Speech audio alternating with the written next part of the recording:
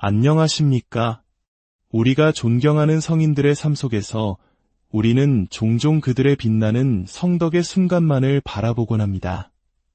하지만 만약 우리가 그들의 일상, 그들의 소소한 걱정과 유머, 그리고 가장 인간적인 모습까지 엿볼 수 있다면 어떨까요? 그들의 삶이 우리와 조금 더 가깝게 느껴지지 않을까요?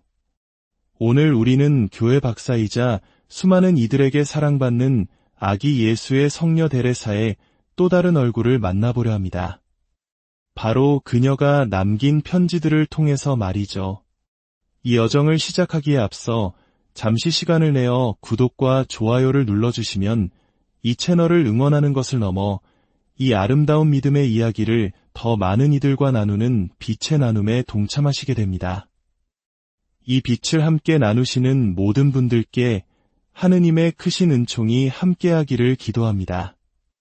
많은 분들이 리지유의 성녀 데레사에 대해 이야기할 때 그녀의 자서전인 한 영혼의 이야기를 떠올립니다. 이 책은 영적 어린아이의 길, 즉 작은 길이라는 심오한 영성을 세상에 알린 위대한 걸작임에 틀림없습니다. 하지만 데레사 성녀의 영성을 더 깊고 생생하게 느낄 수 있는 마치 숨겨진 보석과도 같은 또 다른 유산이 있습니다. 바로 그녀가 평생에 걸쳐 썼던 편지들입니다. 한 영혼의 이야기가 수년이 지난 후 자신의 삶을 회고하며 쓴 기록이라면 편지들은 그녀의 삶이 실시간으로 펼쳐지는 생생한 현장입니다. 이 편지 모음집이 더욱 특별한 이유는 단순히 데레사 성녀가 쓴 편지만을 모아놓은 것이 아니기 때문입니다. 여기에는 그녀에게 온 편지, 그리고 제3자가 그녀에 대해 언급하며 주고받은 편지까지 포함되어 있습니다. 말 그대로 한 사람의 삶을 둘러싼 모든 관계와 소통의 기록, 즉 왕복서신인 셈이죠. 이 편지들을 통해 우리는 데레사 성녀가 태어나기 전 어머니인 성녀 젤리 마르탱이 뱃속의 아기를 기다리며 느꼈던 설렘과 걱정에서부터 시작합니다. 갓난아기였던 데레사가 병으로 죽음의 문턱에 이르렀을 때 어머니가 성요셉께 얼마나 간절히 기도했는지를 읽으며 우리는 그녀의 생명이 시작부터 하느님의 은총 아래 있었음을 느낍니다. 그리고 마침내 글씨를 막 배우기 시작한 어린 데레사가 언니 폴린의 손을 잡고 겨우 써내려간 첫 편지를 만나게 됩니다. 언니 친구야, 나는 언니를 한 번도 본 적 없지만 사랑해. 나는 언니의 친구야. 이 순수한 문장에서 우리는 그녀의 사랑 가득한 영혼의 씨앗을 발견합니다. 이처럼 편지들은 그녀의 삶의 모든 단계를 한 걸음 한 걸음 따라가며 마침내 병으로 더 이상 글을 쓸 수 없게 된 마지막 순간, 그리고 그녀가 세상을 떠난 후 남겨진 이들의 슬픔과 추모의 기록까지 고스란히 담아냅니다. 어쩌면 우리는 한 영혼의 이야기 속에서 영성의 높은 경지에 오른 성녀의 모습에 다소 거리감을 느꼈을지도 모릅니다. 하지만 이 편지들 속에서 우리는 아주 평범하고 일상적인 데레사를 만납니다. 축일을 맞은 언니에게 보내는 간단한 축하 인사, 수도원 생활의 소소한 에피소드들, 마치 우리 한국인들이 가족이나 친구와 주고받는 안부 메시지처럼 지극히 평범한 일상의 모습들이 담겨 있습니다. 이 평범함이야말로 그녀의 위대한 영성이 얼마나 구체적인 삶의 현실에 뿌리내리고 있었는지를 보여주는 가장 강력한 증거일 것입니다. 데레사 성녀의 영성은 결코 고난이 없는 평탄한 삶 속에서 피어난 꽃이 아니었습니다. 그녀의 작은 길이 더욱 빛나는 이유는 깊은 고통의 순간에도 하느님의 섭리를 발견했기 때문입니다. 가르멜 수녀원에 갓 입회한 어린 수련자 시절, 그녀는 사랑하는 아버지 성 루이 마르탱이 정신질환으로 고통받으며 병원에 입원하는 큰 시련을 겪습니다. 당시만 해도 정신질환에 대한 사회적 편견이 극심했던 시절, 아버지 곁을 지키던 언니 셀리는 이로 말할 수 없는 고통과 절망에 빠져 있었습니다. 그때 데레사는 언니에게 위로와 힘을 주는 편지들을 보냅니다. 그녀는 결코 상황을 미화하거나 거짓된 위로를 건네지 않았습니다. 언니, 이것이 얼마나 끔찍한 고통인지 나도 알아 라고 솔직하게 인정하면서도 이렇게 덧붙입니다. 하지만 이 고통 또한 예수님께서 친히 우리에게 주시는 선물이야.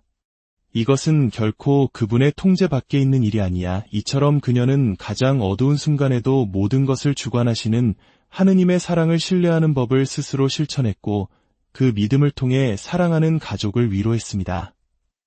이는 마치 우리 민족이 겪었던 혹독한 시련과 깊은 한 속에서도 희망의 끈을 놓지 않았던 신앙 선조들의 모습을 떠올리게 합니다.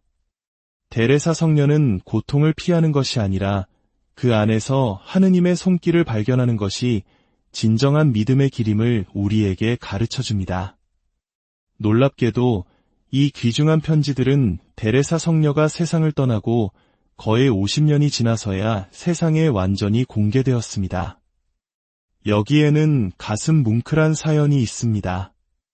데레사의 친언니들은 동생의 편지를 대중에게 공개하는 것을 처음에는 주저했습니다. 편지 속에는 철자법 실수나 문법적 오류가 있었고 때로는 가족들만 아는 짓궂은 농담이나 엉뚱한 일화들도 담겨 있었기 때문입니다. 언니들에게 데레사는 위대한 성인이기 이전에 사랑하는 막내 동생이었습니다. 가족의 사소하고 어쩌면 부끄러울 수 있는 모습까지 세상에 알리는 것이 망설여졌던 것입니다. 하지만 한 현명한 신부님이 그들을 설득했습니다. 성녀 데레사와 그녀의 영적 메시지에 관한 것이라면 사소한 것은 아무것도 없습니다. 그렇습니다. 우리에게는 그녀의 철자법 실수마저도 그녀를 더욱 인간적이고 사랑스럽게 느끼게 하는 인디링한 요소가 됩니다. 언니들은 가족인 데레사를 보호하고 싶었지만 세상은 성인 데레사의 모든 것을 통해 위로받고 배울 필요가 있었던 것이죠.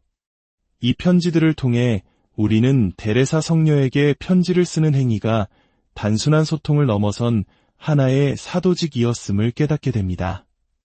특히 그녀의 생애 마지막 해 죽음을 앞둔 그녀는 모리스 벨리에르라는 한 젊은 신학생과 편지를 주고받게 됩니다.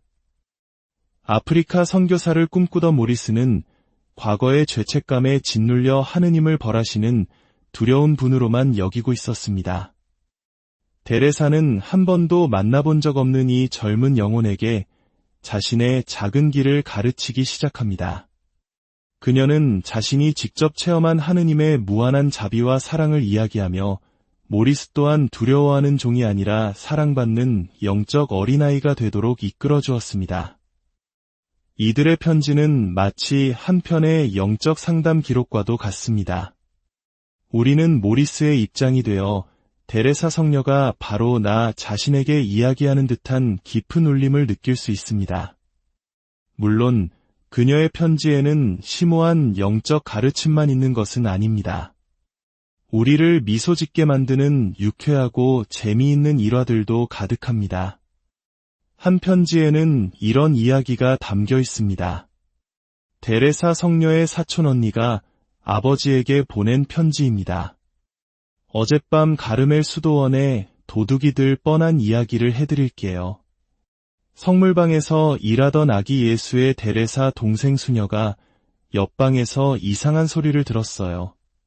겁에 질린 데레사가 우리를 찾아왔고 수녀 대여섯 명이 무기를 들고 나섰답니다. 우리의 방어 무기들을 보시면 아마 웃으실 거예요. 빗자루, 포크, 무거운 막대기 같은 것들이었죠. 심지어 한 수녀님은 도둑의 머리에 던지겠다며 재를 한 줌 쥐고 있었어요. 고요한 수도원의 밤, 빗자루와 포크를 들고 도둑을 잡겠다며 나선 수녀님들의 모습, 그리고 그 속에 있는 젊은 데레사 성녀의 모습을 상상해 보십시오. 이처럼 생생한 일화를 통해 우리는 그녀가 얼마나 우리와 같은 평범하고 사랑스러운 인간이었는지 다시 한번 느끼게 됩니다. 이 모든 이야기의 중심에는 데레사 성녀 영성의 뿌리가 된 한 가지 체험이 있습니다. 그녀의 어머니 성녀 젤리가 쓴 편지에 나오는 이야기입니다. 3살배기 어린 데레사가 아침에 자는 척을 하고 있었습니다. 어머니가 입을 맞추려 하자 이불 속에 숨으며 아무도 나를 보게 하고 싶지 않아요. 라며 심술을 부렸습니다. 어머니는 그런 딸의 모습에 조금 화가 났고 이를 내비쳤습니다. 잠시 후 데레사의 울음소리가 들렸습니다. 놀랍게도 아이는 맨발로 긴 잠옷에 발이 걸려 넘어질 뻔하면서도 혼자 계단을 내려와 어머니 곁으로 왔습니다. 눈물 범벅이 된 얼굴로 어머니 무릎에 매달리며 말했습니다. 엄마, 내가 나빴어요. 용서해 주세요. 어머니는 사랑스러운 아기를 품에 안고 마음껏 입을 맞추며 용서해 주었습니다. 어린 시절 부모님으로부터 받은 이 무조건적인 용서와 사랑의 체험은 훗날 그녀가 하느님의 사랑을 이해하는 방식의 근간이 되었습니다.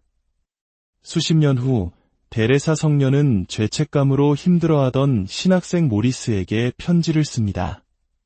바로 이 어린 시절의 기억을 바탕으로 한 비유를 통해서 말입니다. 말썽을 피운 두 아들이 있다고 상상해 보세요. 아버지가 벌을 주러 오자 한 아들은 벌 받는 것이 마땅하다고 생각하면서도 두려움에 떨며 아버지에게서 도망칩니다. 하지만 다른 아들은 정반대입니다. 그는 아버지의 품에 달려가 안기며 말합니다. 아버지, 잘못했어요. 다시는 속썩이지 않을게요. 아버지를 사랑해요. 그 증거로 앞으로는 착하게 지낼게요. 그리고 만약 이 아들이 아버지에게 벌로서 입맞춤을 해달라고 청한다면 아버지가 그 사랑스러운 신뢰를 거절할 수 있을까요? 아버지는 아들이 앞으로도 같은 잘못을 반복하리라는 것을 알지만 아들이 언제나 진심으로 자신의 마음에 기댄다면 언제까지고 그를 용서할 준비가 되어 있습니다. 데레사 성녀는 우리에게 묻습니다. 당신은 어떤 아들이 되겠습니까? 그녀는 우리에게 가르칩니다. 우리의 죄나 나약함 때문에 하느님에게서 멀어지는 것은 악마가 두 번 승리하게 만드는 것이라고. 우리가 해야 할 일은 그저 어린아이처럼 달려가 그분의 품에 안기는 것뿐입니다. 그러면 그분은 우리의 모든 것을 용서하시고 사랑으로 감싸 안아주실 것입니다. 데레사 성녀는 천상에서 우리를 위해 장미꽃비를 내려주겠다고 약속했습니다. 그녀의 편지들은 바로 그 약속의 증거입니다. 그녀는 위대한 교회 박사이자 성인이지만 동시에 우리 곁에서 우리를 격려하고 우리와 함께 웃어주고 천국으로 가는 작은 길을 안내해주는 가장 다정한 친구입니다. 오늘 우리가 함께 나눈 아기 예수의 성녀 데레사의 편지 이야기가 여러분 각자의 삶 속에서 피어나는 한 송이 작은 꽃이 되기를 소망합니다.